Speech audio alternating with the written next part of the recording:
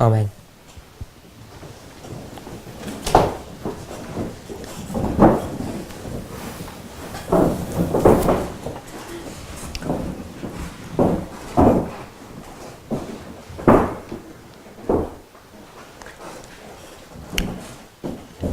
Sister Juliana, could you share with us William Miller's rules, number 1 and 5? Tell us what they say. Rule 1 and Rule 5. Number 1 says that each word is important. And number 5,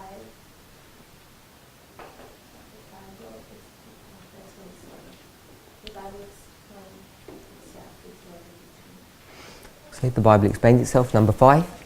And number 1, each word has its importance. And how did I change rule number 1? I changed it slightly. Because we actually look for a key word that might have no purpose. There might be no purpose. Can everybody hear her? Can you hear? Can you speak a little bit louder? So you have to choose a keyword that should guide your study. It might be more important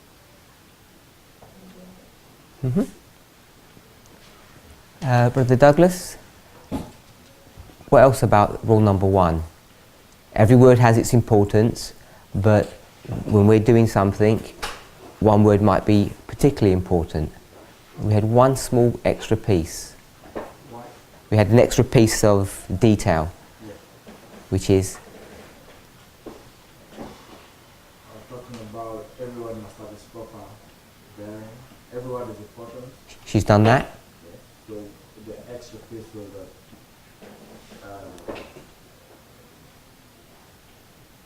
in that passage there is a word which can be more important. She's done that. So what you're asking is There's one more piece.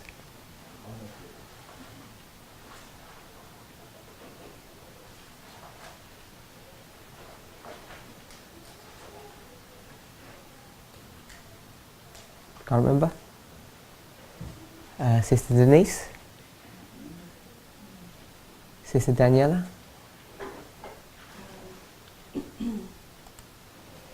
I think it depends on the importance. The one word that could be more important than the others depends on the kind of study you're doing. So it depends upon the study you're doing Yeah, like and context. Sister Ruth? The study you're doing will lead you to a keyword in the context. So that's what she said, and there's another nuance about that. Yesterday, we're in a group, we're all doing the same study. Brother Douglas? so what you say, the keyword can lead you to No, she says when you're doing a study, yeah. depending what the study is, will depend upon what the key word is. So now you can switch around Yeah, the keyword to depend on what the study is. yes. And the last point was, it depends upon the person. Now, what you think is important might not be what I think is important, even in the same study. So rule number 1 is a lot more flexible, which makes it more problematic.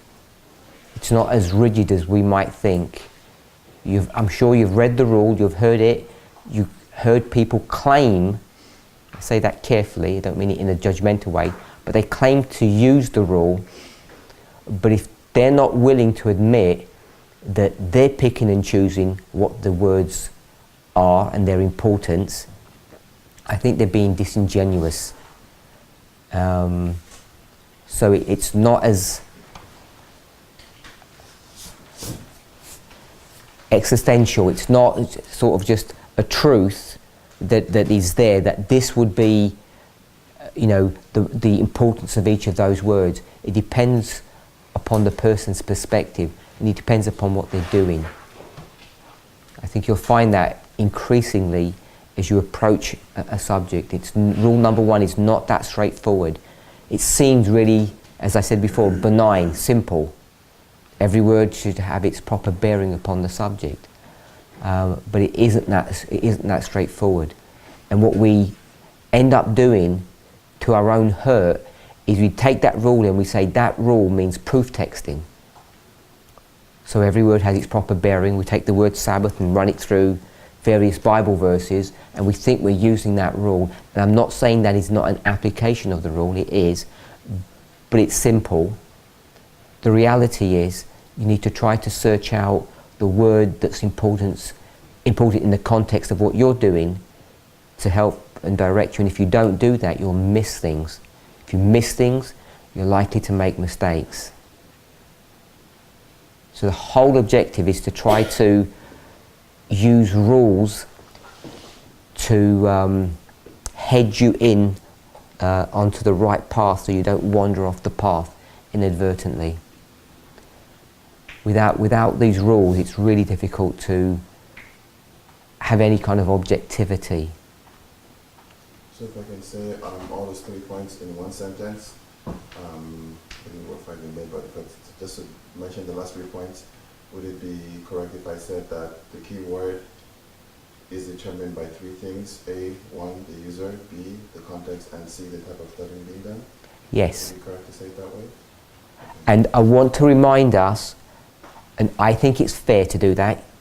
I'm sure people will either watch this video or you might think, you can't just play around with those rules. That's what I could get accused of, because the rule says every word. And I'm saying, of course every word has its importance, but some are more important than others. And our task is to find the ones that are more important than others. Some people use the word noise. It's a kind of a word that's been coined now. We all know what it means. It's extraneous information. It's there. And I want us to be careful, because when we say noise, it could be noise in this study, but it may not necessarily be noise in another study. So Bible study is not only a science, it is an art. If it was just a science, we wouldn't need the Holy Spirit, really. We could just do it with human ingenuity and wisdom, and the clever people would come up with all the answers. But it is an art, and when I say art, it's not just something that the Holy Spirit will give you information. Perhaps art is not even the right way of expressing that. But some people have a flair for it, and other people really struggle. But each of us can draw, however bad or however good we are. Some of us are competent artists and some of us are not very good, but all of us can draw. So when we talk about an art form, everyone can practice this. Some people will just be better than others. I don't think we should concern ourselves about that.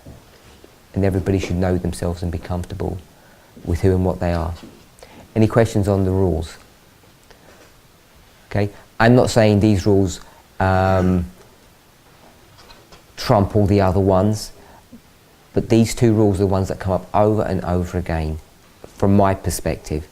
You'll see rule number 5, when Rachel read it, I cut her off and she didn't read the second part of the rule. I don't know if you remember that. The second part of the rule, let's read the second part of the rule, if you don't mind.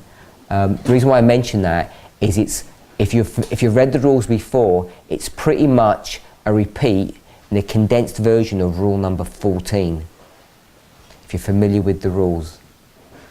Number what? 5. Scripture must be its own expositor, since it is a rule of itself. If I depend on a teacher to expound it to me, and he should guess at its meaning, or desire to have it so on account of his sectarian creed, or to be thought wise, then his guessing, desire, creed, or wisdom is my rule, not the Bible. So that second part, which we didn't read, it's just basically don't follow human beings. It's dangerous to do that. is essentially rule number 14, the last rule. If you begin just the 14th rule, The most important rule of all is to have faith. that you should have faith. So it begins with faith, and then it moves on to basically don't be a bigot. He uses the word bigot in the context, don't copy people. Don't take their studies and just parrot them without understanding what you're doing. And then when someone attacks you, challenges you, you say, I'm not even going to listen to what you say, I don't care because I just follow my leader or this person. He says we should not be doing that. If someone asks you a question and they show you that you're wrong, we should be willing to change. It's human nature that we're very unwilling to do that. Rule number 5 and 14, the second part, I think are very similar. If Rule 14 is quite long, so I don't want to read it, but if you should all have access to that, and if you've got it in your Bibles, these bookmarks are relatively easily available. So that's why I like Rule 1 and 5. When Ellen White comments on the rules, if anybody can find the quote where she does that, she lists rules 1 to 5, and she says these are examples of that. I'm inclined to think it's not, she didn't just stop at 5 for any reason, like she was tired of copying them out. I think she wants to make a point to us, even if it's a subtle point, that rules 1 to 5 are the ones that are particularly important compared to the other ones. Some of them are subtly repetitive. 5b, 14b, they're subtly repetitive. And in my own thinking, as she uses rule 1 and 5, I've thought of the first and the last. They're the ones that are important, they're the ones that guide you. They have similar characteristics about them, 1 and 5. So that's why I focused on them. It's not to say that the other ones are unimportant. Any questions on those rules? Anything to add? Any thoughts? Did anybody find a reference? Save me looking. Okay, we'll move on. People are looking, so they'll find it in a moment. So we've done the rules. What else have we looked at?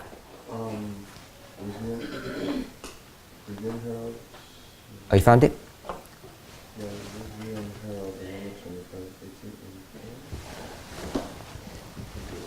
Yeah? It lists out the rules. These are examples of rules, yeah?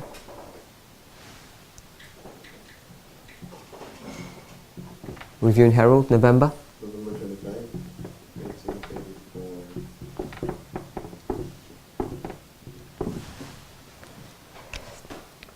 Did you say paragraph? Did you give a paragraph?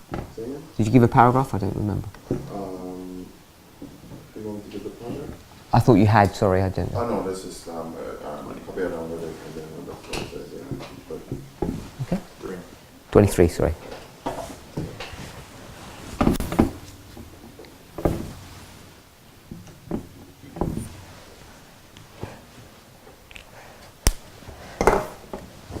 Sister Denise, could you give us the list of 7 Persian kings? Cyrus, Cambyses, Bosmerdus, Darius, Artaxerxes, Ahasuerus, Ahasuerus. Okay, so we'll start again. Cyrus, Cyrus, Cambyses, Bosmerdus, Darius, Xerxes, Artaxerxes, Artaxerxes. excellent. Everybody got that? Do you know them, Sister Effie? Do you know the 7 kings? Yeah, you can repeat them? Yeah, okay, can you do the 7 Judean kings?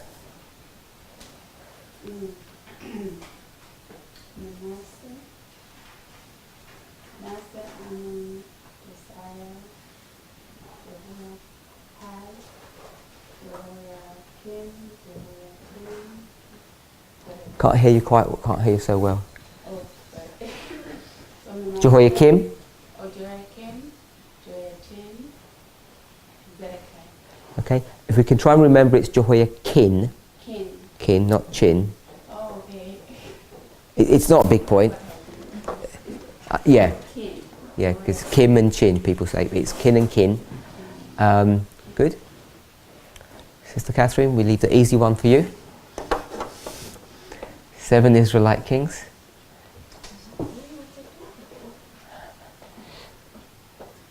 No? You know some of them, I'm sure. Give us the ones that you know.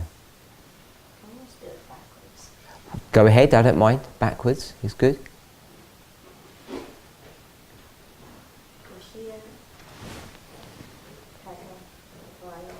Pekah.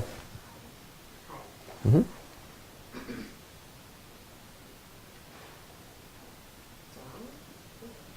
I can't hear you so well.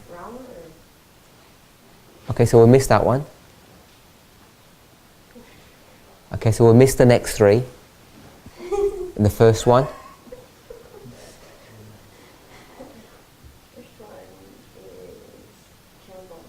Good. So we've got Jeroboam, Pekahiah, Pekah, and Hoshea.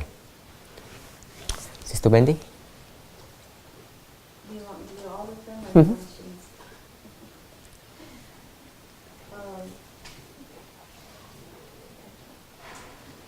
Okay, just the ones you missed then.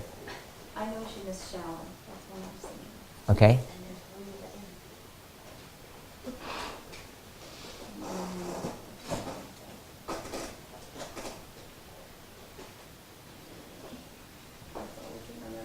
Okay. Brother Jeffrey? You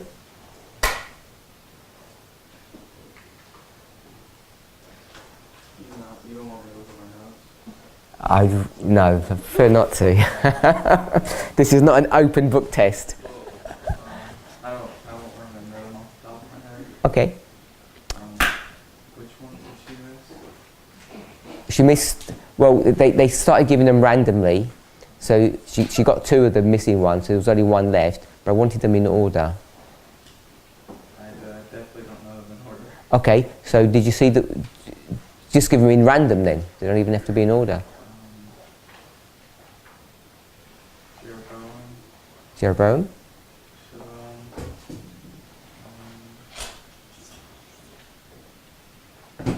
Pekah,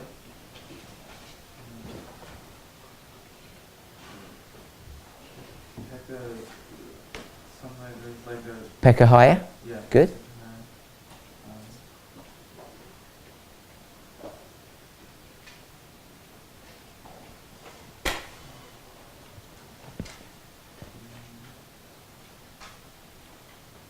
That's all I can remember.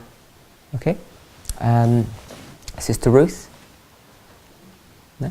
Sister Daniela? Going to give us all of them? I may not pronounce these around correctly. Don't worry about the pronunciation. My pronunciation is not good. So Jeroboam, Zechariah, Mena. Uh-huh. That's fine. Pekahiah, Pekah, and then Hoshea. Excellent. Very good. Did you get that? Sister Catherine? Did you get that? Go ahead. Jeroboam 2, Zechariah, Shalom, Menahem, Pekahiah, Pekah, Hoshea. Very good. Was that not good? No, I said, is that in order? I'm just asking. Was it in order? I don't know. Okay. I don't know for sure. I trust Sister Daniela. They got them. They were both the same, so I'm saying it's. Oh, they were different. Oh, they were different. Well spotted. I wasn't paying attention. Okay, have a quick look then. Let's get it straight.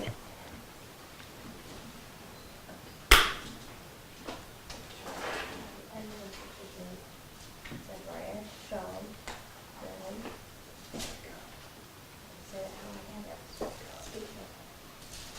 Jeroboam 2, Zechariah, Shalom, Menahem, Pekah. Pekah, and Moshe. Okay, so which ones did you got wrong? Shalom and That's Menahem. how I said it. Oh, how you said it. So did you get it wrong? Yeah, I mixed Ah. Menahem and Shalom. Okay, you flipped them round. So which one's first? Shalom. Shalom. So S and then M. Okay, so we're all good? Did you have your hand up, Sister Denise? Did you have your hand up? No? All good? So, we're using the rules, 1 and 5. We come to a verse. What should we look for, Sister Rachel? One thing. Which words are most important? We've done that, rule 1 and 5. What else should we be looking for? Or a Spirit of Prophecy quote, it works either way. Oh, you should look, try to understand what the verses say, and then look at the context. Okay, so not that bit. It's really difficult to ask the questions without sort of giving the answers. So that's correct, but when you look at a verse, you should be searching for things. So the first thing you're going to do is search for keywords. If you're not sure what a word means, see if you can allow the Bible to define that in some way so that we don't have to do it. Often it's not that easy to do, so you have to go to human strength, aka Strong's Concordance, which is all fine. Something else, one of the first things that we do once we've done all of that we should be looking for. Notice if there's any repeat and enlarge. Okay, so always look for patterns. We always want to look for patterns. And another word for pattern is structure. And another word for structure, Brother Douglas, is what? Another word for structure. Patterns or structures or...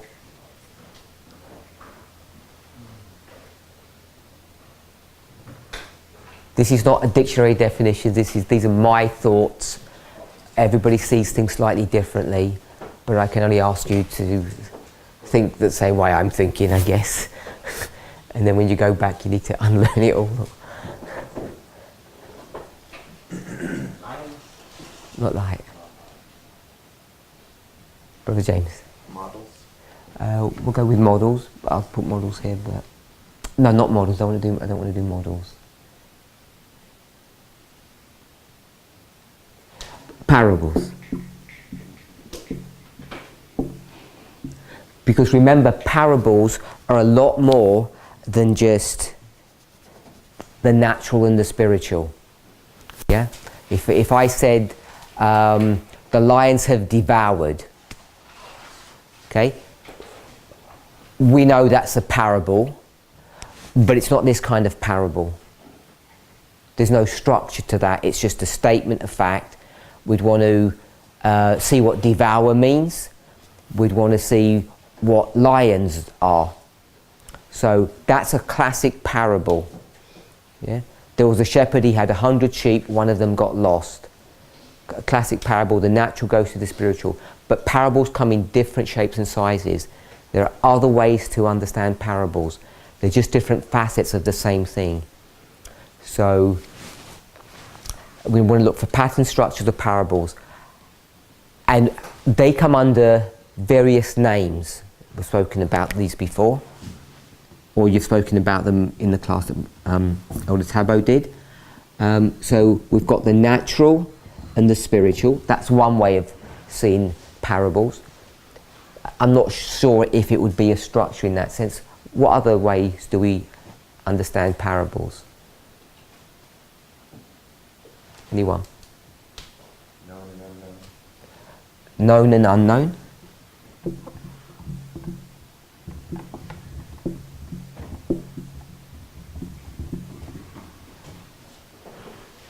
I think someone said it a little while ago. Sister Rachel?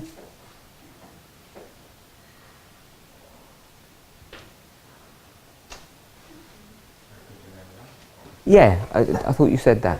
Yeah? Repeat and enlarge.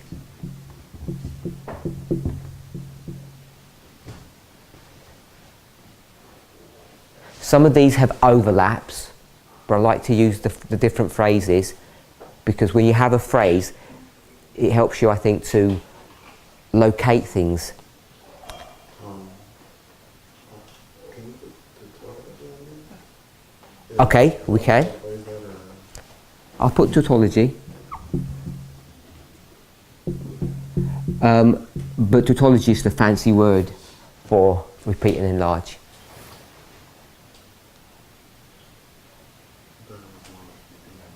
Sorry? I thought it was more like repeat and repeat. Okay, so I remember when Sister Wendy gave us the definition, you said what? Saying the same thing two different ways. Yeah, saying the same thing, and I think she said something like, with different words. So it repeats and enlarges. Because if it was just the same words, it would just say, the prophecy was filled, or fooled, or woe. Compare. We can all finish it. Compare and contrast.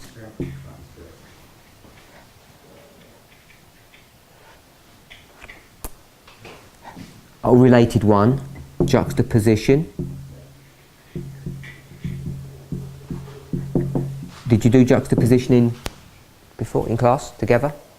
Yeah? So juxtapositioning. So these are all forms of parables. And I think for me, if you can remember the terms, when you approach a verse, you'll be able to see the parable, that it is a parable, by saying, oh, this is not the lions have devoured, which is a natural story. This is a compare and contrast. Yeah? Are you okay with that? So, or it could be a juxtaposition. These are, again, very similar, juxtaposition and compare and contrast. So, we'd go to Daniel 11 verse 40. Daniel 11 verse 40 talks about, in a simple way, talks about what, Sister Catherine? Don't need any of the details. What's the thing that would jump out at you? Daniel 11 verse 40. When you read the verse, what do you see?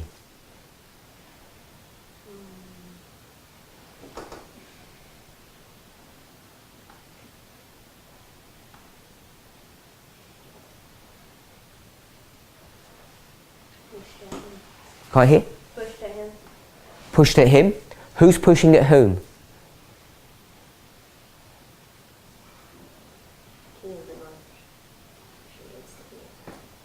King of the North, King of the South. So what's standing out? Because you don't even know what pushed at him really means. Sorry? Or, did you say? War.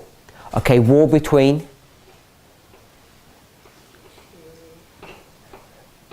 Two kings. And what do you know about those kings?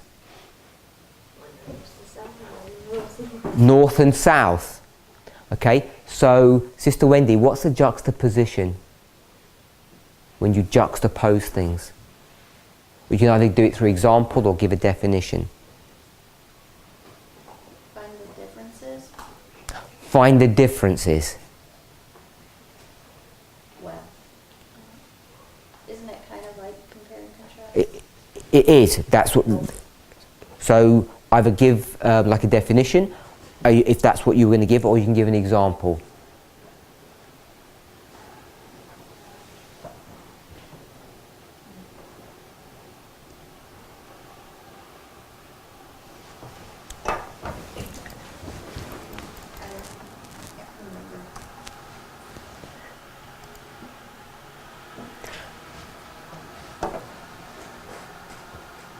Sister Juliana, we're in Daniel 11 verse 40,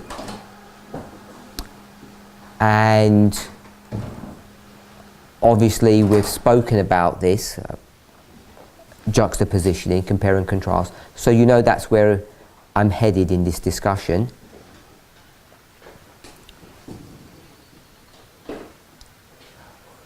where do you see a juxtaposition in that verse?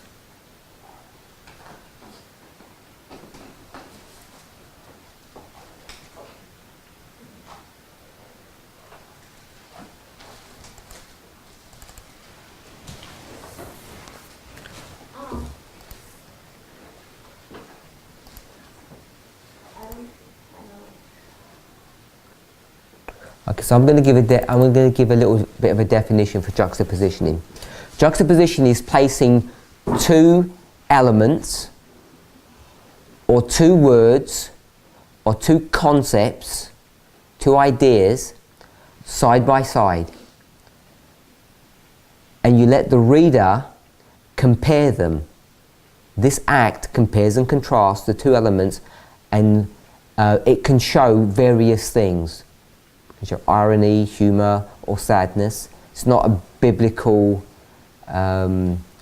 rule or method of writing. It works perfectly well in the secular world.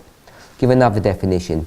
If you juxtapose two contrasting objects, images, ideas, or concepts, you place them together or describe them together so that the difference between them is emphasized. The technique is used for dramatic effect. So what's the juxtapositioning in Daniel 11:40? Okay, so it's north and south. We okay with that? So when we approach the verse, that's the first thing that should hit us. That we've got a parable in here, and we've got a north and a south. Now if you've all read the Time of the End magazine, or you've listened to studies for the last 25 years, maybe 28 years, you'll have seen no one ever speaking about it in this context. No one mentioning juxtapositioning, parable, none of that. Everyone knows it's a parable, because we all know that. But what parable is this that we think for the past 25 years in the Time of the End magazine, the way we've looked at this verse? Out of all of those, what one would you go for when we say it's a parable? Because we know it's a parable. Sister Ruth?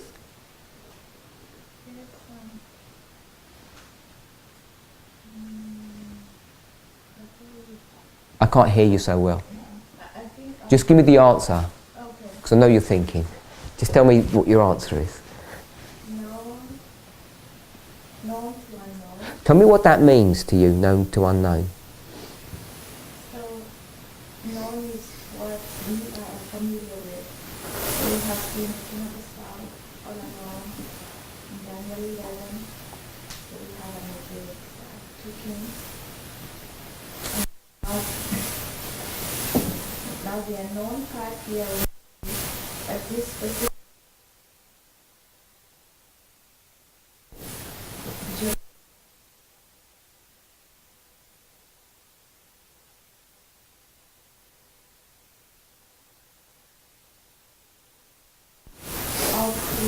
So is that just natural and spiritual? Yeah? So we've used parables, we've understood it to be a parable, and we've just looked at the natural going to the spiritual. We understand what south naturally is. Brother Larry, what is south naturally?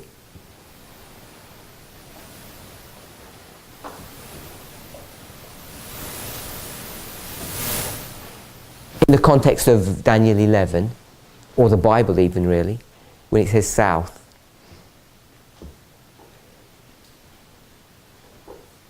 With the king too? No, nothing to do with the king. If I said south, south country, south king, south people, what's it talking about? South America. South America. So if it was north,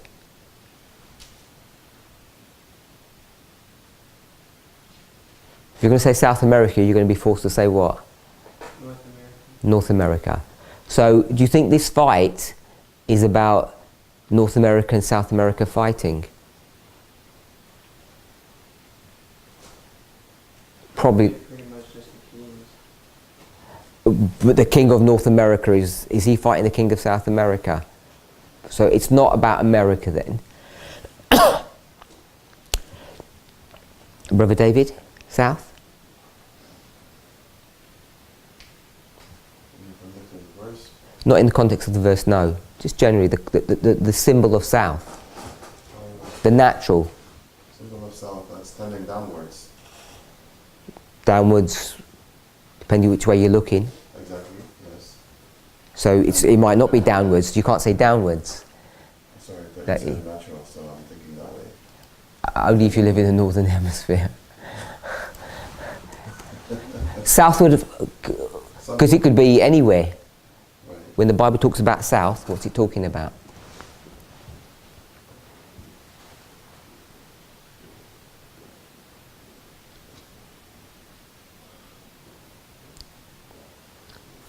Sister Rachel? I think it's Egypt. Egypt. So the Bible's always 99% of the time talking about Egypt. And the north?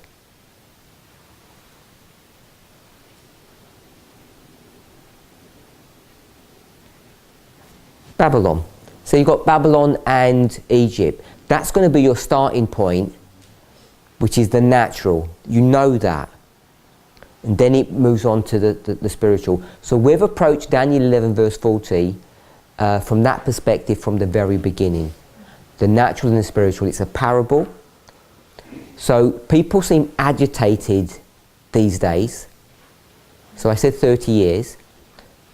Obviously the book wasn't written in 89, it was written in 96. So I'm just saying 30 years as a generic term. Recently, people are getting agitated because they think we're undoing what we already learnt before. What in fact are we doing, Sister Catherine? Before you answer that question, what did we do from the very beginning? We went to Daniel 11 verse 14, what did we do?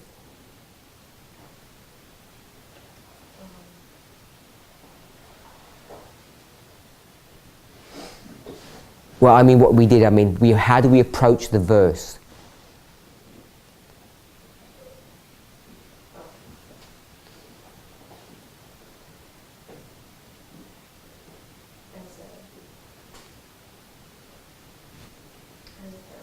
As a parable.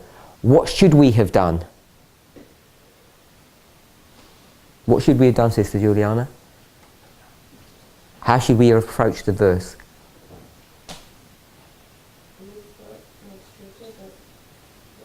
I can't hear, look for? Yes, we did everything correct. No mistake. We look at the verse and we approached it as it was a parable. That's what we did, and we were correct in doing that. So there was nothing wrong. Are we okay with that? So what's changed, Sister Wendy? Well, we have a lot more information to be able to find more information. A lot more information on what? Methodology. Parable.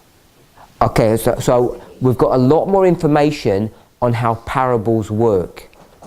They're a lot bigger, they're more complex than we first gave them credence. So it's not just, you can't just rely upon natural and spiritual anymore.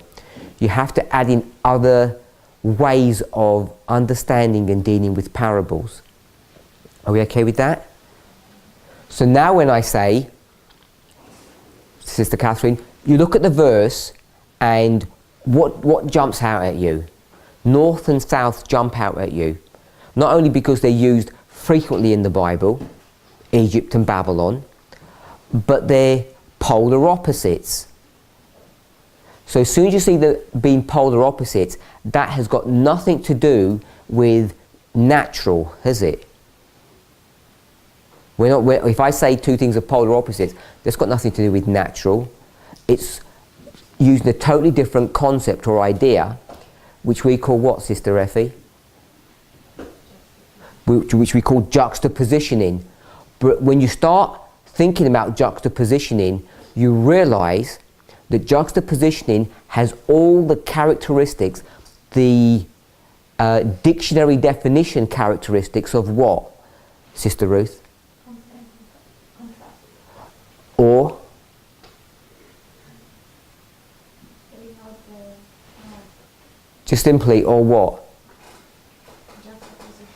juxtaposition. Juxtapositioning is compare and contrast, it's the same thing. It has all the characteristics of what? Of parables. It's just another way or another form of expressing parables. And it does not have to be natural to go into the spiritual. It doesn't work that way. And that's what we haven't seen. We haven't seen that parables are more pervasive. They are not just this simple definition, natural to spiritual. Because north and south is not natural to spiritual, is it? It's, however you're going to do it, it's natural to natural or spiritual to spiritual. You're not jumping realms. You're in the same realm. But when you have north and south, now you're into juxtapositioning. And juxtapositioning, it says, placing two elements side by side. So, I'm guessing when you did your studies this week, last week, on parable teaching, you went through some of the definitions. You went through, did you go through the Greek? No? Yep. Of how the word parable is. Okay. So, the word parable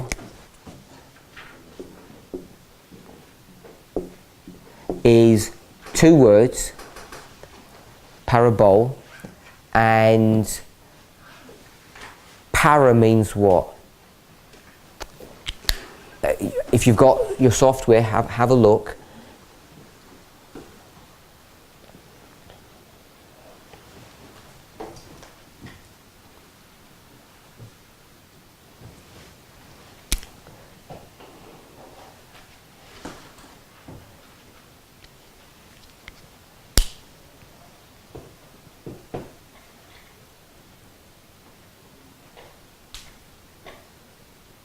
First one. Para. Whatever you're going to use. If it's an Android, you won't have eSword on there. It'll be my sword.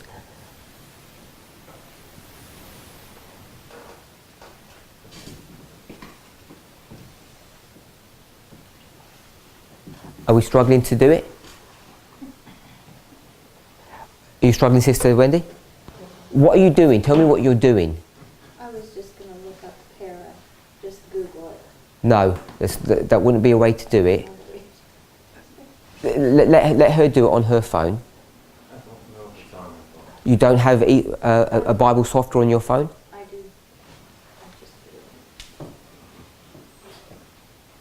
do. So you're going to pull up the Bible software, you're going to do a search, and you're going to search the word parable. Or you could go to a Bible verse that you know has the word parable.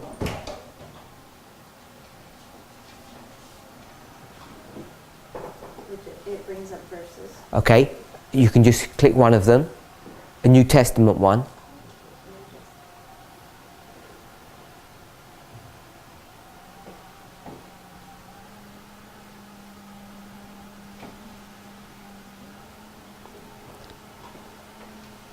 Thayer's. So you're either in KJV, top left hand corner, or KJV Lite, one of the two. If it's KJV, it'll have the Strong's numbering shown there. If it's Lite, it won't. If it has the Strong numbering on it, you just go to the word parable and you click that. Yeah. Okay, so it should pop up, and it will say that it's composed of two words.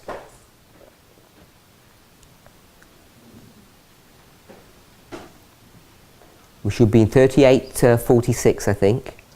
This is 350. Sorry?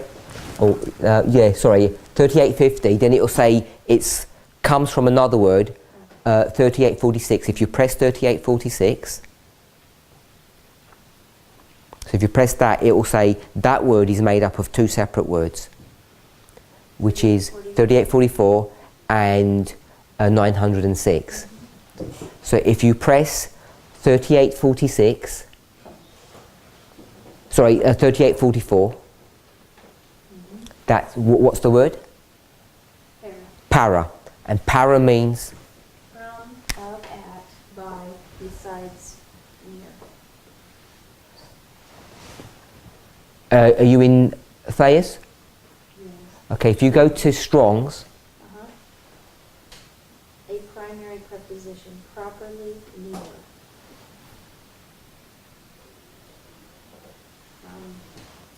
so it means near. Yeah? So para means near. If you back out of all of that, and then go to 906. So if you press 906 in Strong's, so we look at the word ballo or bowl. It means to throw. Did everybody follow along with that in their phone or in their computer? Brother David, you did that? Yeah, I was able to get to 3G3850 and I highlighted. So you got to 3850. Yeah, if I mouse over it, it shows me the 3846 which you mentioned earlier on. Okay, are you in eSword? I am in this. Okay, so if you right click your mouse when it says 3850, let me make sure I'm doing that correct. So you've no, if you go to press 3850, then go into Strong's.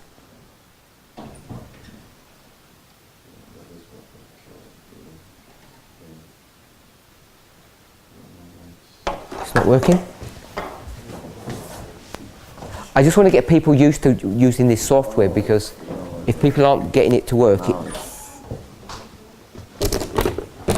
okay, so you're in 3850. Yeah. Your mouse doesn't. This doesn't work. Okay, No, that's fine. So if you right-click that, it says look up 3846. So I go to 3846 from 3844 and 906. So 3844 says near, and 906 says to throw. Okay. Yep. Thank you. So it means to throw near. If we say it's to throw near,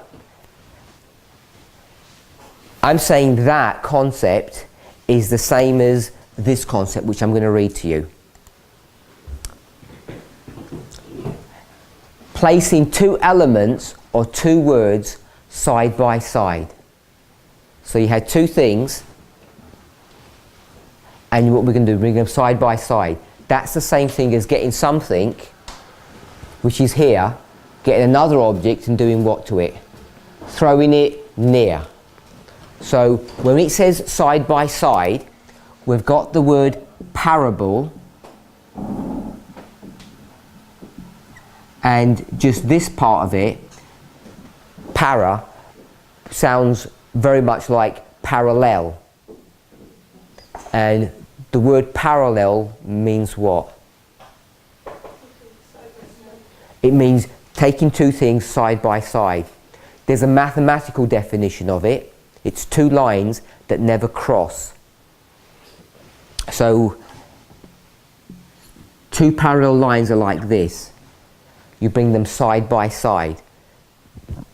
So the word parable comes or is associated with the word parallel. It's bringing two things next to each other, which is the same definition as juxtapositioning. Bringing two things next to each other in order to compare and contrast them. So juxtapositioning can be the natural and the spiritual, but in its pure literary style, it's never used that way. So, Sister Daniela, can I ask you a question? Can I ask you a question, or were you busy doing something? Yeah? Okay, so just summarize the development of Daniel 11 verse 40 in our thinking. What have we said? Just summarize what we've said so far. We went to Daniel 11 verse 40. Yes.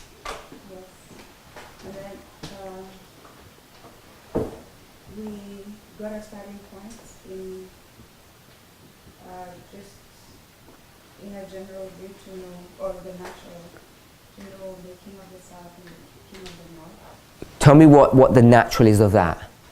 The king of the south being Egypt and the king of the north being Babylon. Okay? Yes, then, yeah, that's all we've done. Okay, that's all we've done for 28 years.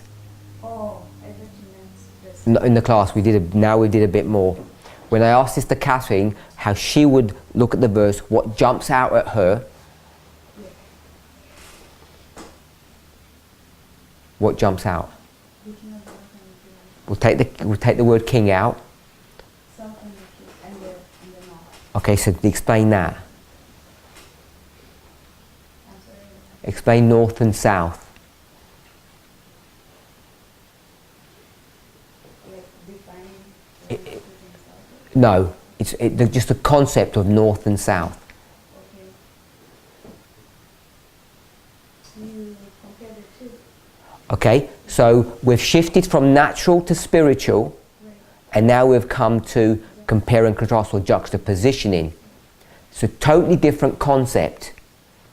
So when you start saying north and south, you're no longer saying Egypt and Babylon, literally. You're using a totally different model now, which says if it's north, you must then think the other party would be what? It has to be south. It couldn't be east, because north and east are not juxtaposition or juxtaposed. So we've seen how we've changed our approach to the verse. It doesn't undo what we did in the past. It now adds to it, and that adding has done what? It's created what, Sister Wendy? When you add this extra detail, what does it do for you? Gives us a better idea of what we're looking at. It creates new information or new light, information that we weren't aware of before. And you can't be aware of the information because you're limited in your approach to the verse. If you're only going to see it as the natural and the spiritual, you can only go so far. And so when we start saying we should be looking at this in a different way, it's not instead of, it's in addition to. And people have been confused about this, and it's caused a lot of people a lot of heartache, that they wonder, are we throwing away our past foundation, our past history? What's going on? So I want us to be really clear, because verse 40 is the verse of this movement. It really defines who and what we are. We've done over 5,000 hours of videos just on one verse. It really, everything that this movement is all about this one verse, Daniel 11 verse 40. And as I say, we've spent the vast majority of that time, over 90% of the time, just going natural to spiritual. Thousands of hours of material on that. And we've learnt a lot. But now we're saying we are looking at the verse in a different way, with a different perspective. But it's all parable teaching. So I want us to see how all of this is the family of parables. And if that's the case, then you can clearly see that graphically it's clear that our focus was here, the natural and the spiritual, but now our focus is down here. And it's part and parcel of the same study, it's the same methodology, it's nothing new. I'm not even sure if we could call it a refinement, because it's not a refinement of this, is it? It's just a totally different approach. And this is why I think people have been perturbed or disturbed, because some people call it a refinement, and other people say this is not a refinement, it's totally new. And I think it is totally new, but it's not totally new to say therefore that was wrong. It's totally new because juxtapositioning is parable teaching, but it's using a different approach. Sister Denise. You just call it a different witness account, like the Gospels have different, it's the same thing, but you're looking at it in a different way from a different perspective. I'm not sure the term witness account, but the way you've rounded out what witness account means, yes, you're looking at the same words, but you're looking at them from a different perspective. We're not looking at them from natural to spiritual. We're looking at them as comparing and contrasting two protagonists, two directions of a compass. If you have north, you have to have south. Yep. Any questions? So north and south will be similar. They have similar characteristics, but they're obviously opposites as well. So there's similarities and there's differences.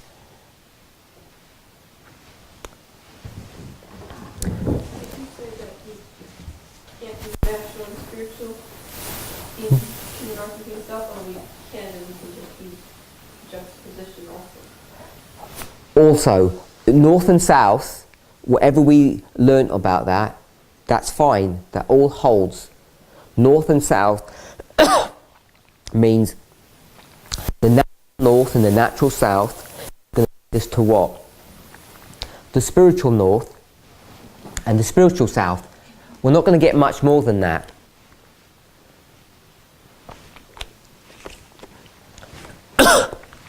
But now if we say, okay, let's put that aside and let's look at juxtapositioning. Juxtapositioning is not going to give this natural and spiritual. It doesn't have the ability to do that. In the way we've approached this, you could argue juxtapositioning is natural to spiritual, and it is. You take a sheep and you do what? I have a sheep and I have a person, and what am I going to do? Place them side by side, let the reader or viewer compare them. The act compares and contrasts the two elements. So isn't that juxtapositioning? But this is natural and spiritual. Does that make sense? That's why it's even though I've listed them there, the whole concept is fluid. From if you say it's natural and spiritual, that's juxtapositioning. If you go compare and contrast, you could say that when you compare and contrast, you compare the natural and the spiritual, but you can compare other things. Any questions on that? It really is an important point that we need to get to become familiar and comfortable with. When you compare and contrast things, how you compare and contrast them is vitally important. North and the south are all natural. We want to compare the natural with the spiritual. But we're not doing that today. We're not saying king of the south and the king of the north and it's Babylon or it's God. Natural and spiritual. We're not saying Babylon turns into the United States. We understand that. We've been teaching that for a long time. What we're looking at is north and south, what that can give us, what that can teach us. Fine? Okay. Sorry, I have a question. Now that we know all of these, how do you call them, are sort of modules within parables, or forms of parables, when you are investigating a passage, is there any kind of defined or set rules in which one to start with?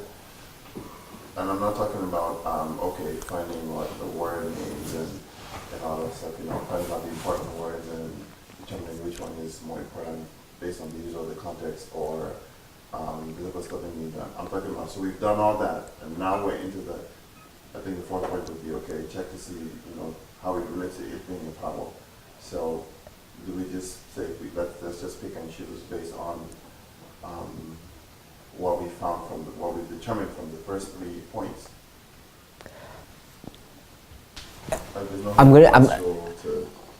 I think each person, there are hard and fast rules, but the approach that we take depends on the person, depends upon the study. I'm not sure if I could give you a didactic list to say this is the way you should approach it every time, all the time, because each of us explain things in a different way. and we think differently. You then have to employ some of Miller's other rules, like when you approach a verse, what should you assume when you ever approach a verse? If you know the rules well enough, and I paraphrase the rules, so maybe you're familiar with them and my paraphrase throws you off track. Every word is important. Not the two that we did, another one.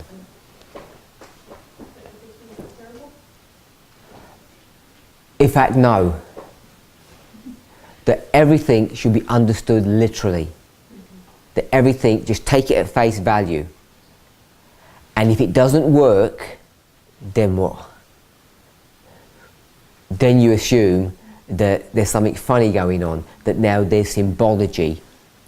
The lions have devoured Israel. So you take that, assume it's literal. So you go back into history and you say, well, there are a band of lions roaming Palestine, eating people up. Not really. That's not what, it didn't work that way. So then you say, okay, that must be a parable. So as you're into parable territory, then everything that we've discussed. The thing is, nearly 99% of the time it's always a parable. You know, it's very rare that you just get something literal. And if it is literal, you don't often learn that much. Okay, so we've gone through the rules, 1 and 5. We've seen how those work. We've seen how we look at important words. Then we look at patterns in the passage. Patterns or structures or parables. We gave an example, Daniel 11 verse 40. North and south. You trace that through the chapter, you know this is Egypt and Babylon, geographical areas.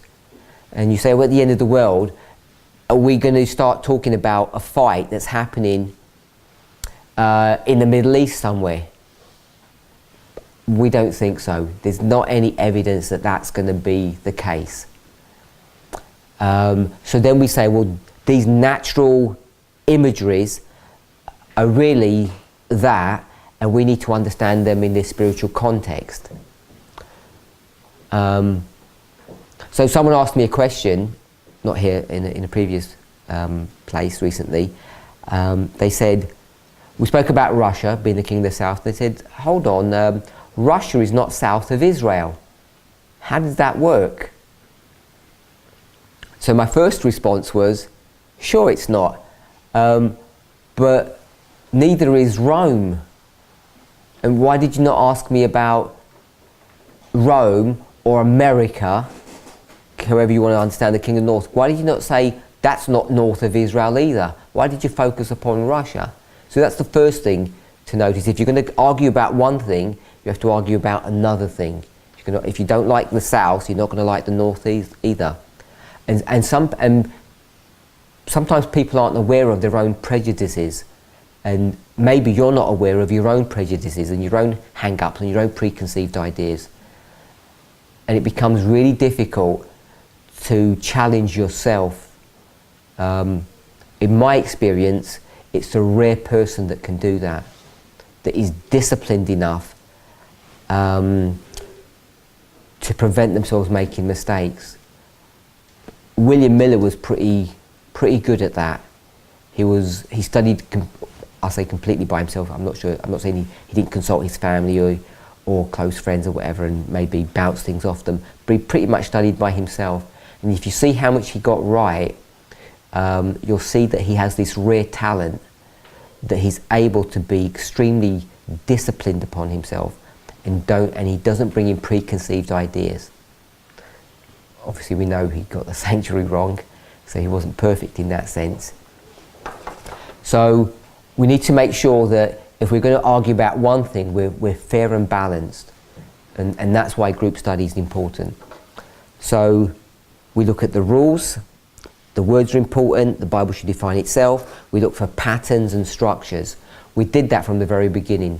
Natural and spiritual is easy to see. Compare and contrast becomes more sophisticated, more nuanced. And then you start seeing what the differences are. And the reason why that becomes important is because an imagery that I'm using increasingly more is this imagery of a balance.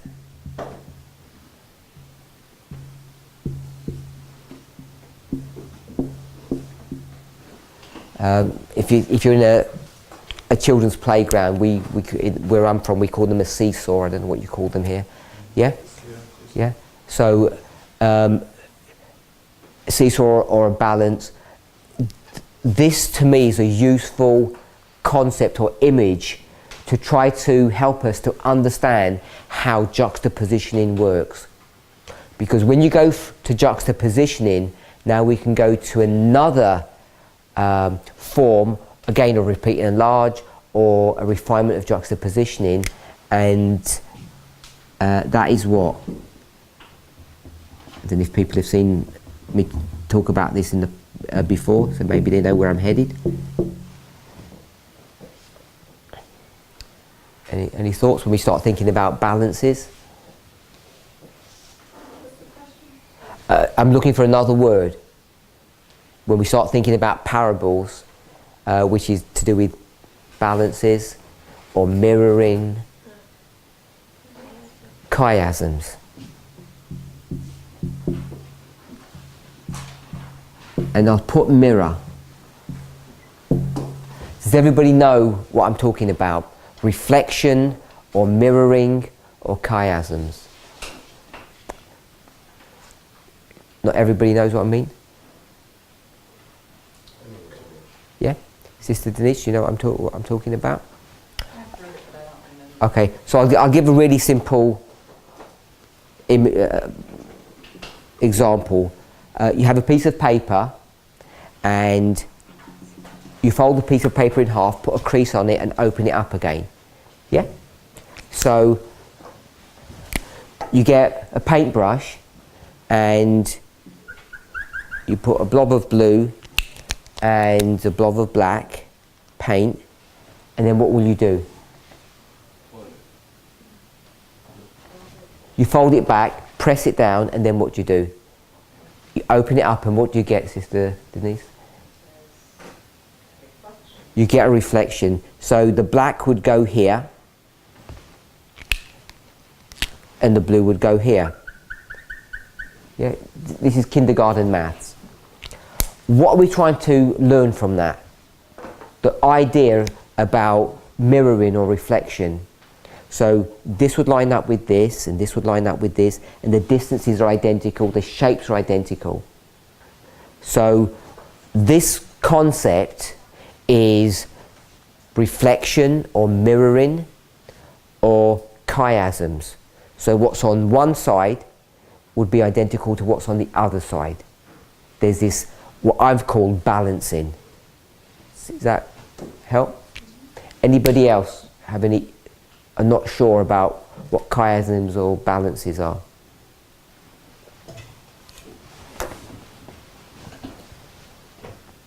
The reason why this becomes important and useful is on the left side of the balance, we're in Daniel 11:40. What have you got, Sister Catherine?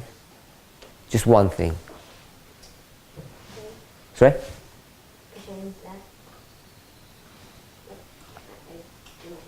Okay, I'm in Daniel 11 verse 40, and you know, we've spoken about the natural and the spiritual, we've spoken about compare and contrast, so we're going to use those ideas. What would go on one side? North. So if you've got north on this side, Sister Denise, what do you have to have on the other side? Well, if it's the same thing, it'd be north. But it's not north. What would balance it out? South. South. So north on one side, south on the other. So if you said it's the same thing, is that what you said? Yeah, I was thinking about your paint picture. It's Yes. the same thing on the other side. Okay, so what's on this side? Because it's not just any kind of a north. What? King. So what's on this side? King. Can you see how they are identical? Yeah? So they're identical, but they can have subtle differences. So the north and the south. So the north, he experiences something. Say for instance, he wins. So if he wins, and he just said the king of the north and the king of the south had a fight, and the king of the north won. That's all the information that you have. How many pieces of information is that? 3. North, south, win. Are we okay with that? Are you okay with that, Sister Denise? So we've got north, south, and win. We know by default, not even just by common sense, there's a missing piece of information here because we want to get this balance. So this is a really simple example. It's almost trivial. What goes in this box here to balance this out, Brother Larry? Lose. Okay, now you said they're supposed to look the same, but they're opposites, they're polar opposites, win and lose, but we're going to make them the same. He wins what? What did he win? He won the war. And he lost the war. So you see they're the same. So it's war and war, king and king. They're the same, but we want to identify the differences. Now in the verse, it never mentioned about anyone losing. So we've just added that piece of information. So the question you want to ask yourself is, in the book of Revelation, it says, if any man, any person, adds to these words that's in this book, what's going to be poured upon them, Brother Douglas? A curse. So you need to ask yourself the question, am I going to be cursed, or you're going to be cursed, if you're agreeing to it, because we're adding words into the verse? Are we breaking some cardinal biblical rule that's given in the book of Revelation? If it's for the book of Revelation, it's for all the Bible, that we're adding to God's word thoughts and ideas that are not in the verse. Is that wrong? Is it dangerous? Is it illegal? We need to really think about this in our next class. Let's pray.